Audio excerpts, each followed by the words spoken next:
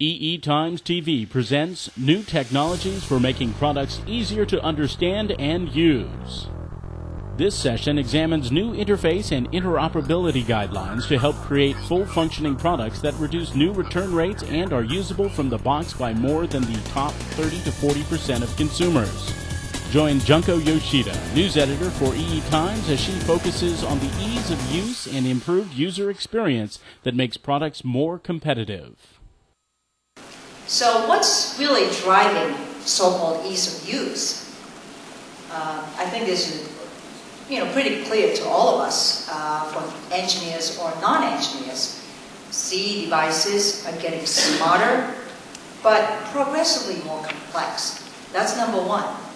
Number two, not just for my parents' generation, but even for my generation, juggling two remote controls is already hard enough. Worse, if you dare to network your devices together at home, forget about it.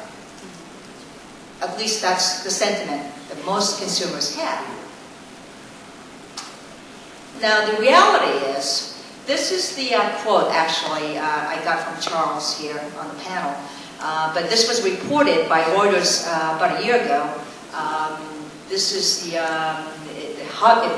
the story says, half of all manufacturing products returned to stores by consumers are in full working order, but customers can't figure out how to operate the device. And this was done actually as a PhD thesis in Eindhoven, the Netherlands.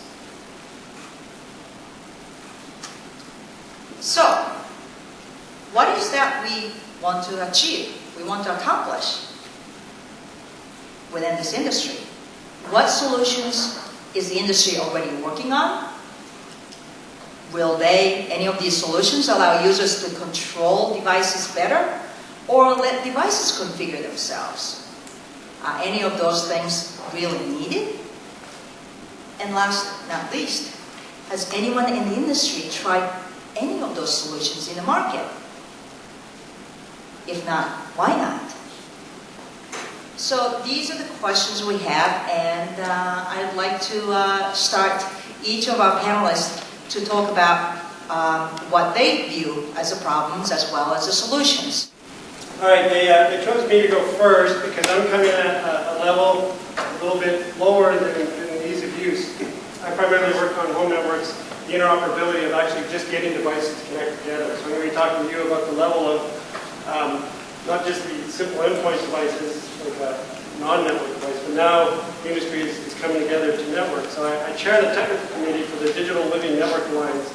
If you've not heard about that, it's an organization trying to bring companies and consortiums together to interoperate so devices can discover and share content on the whole network. And I'm here representing also Sony. So I wanted just to set the playing field and why are we even here today? And the point is, we want to grow the industry. That's how all the key companies stay in business. And how does that happen? I've labeled three things. We need to provide compelling applications. Consumers need to want to do things. And then now with this network world, these devices have to interoperate amongst manufactured devices. We've got to be able to pick and choose those devices, but they need to communicate.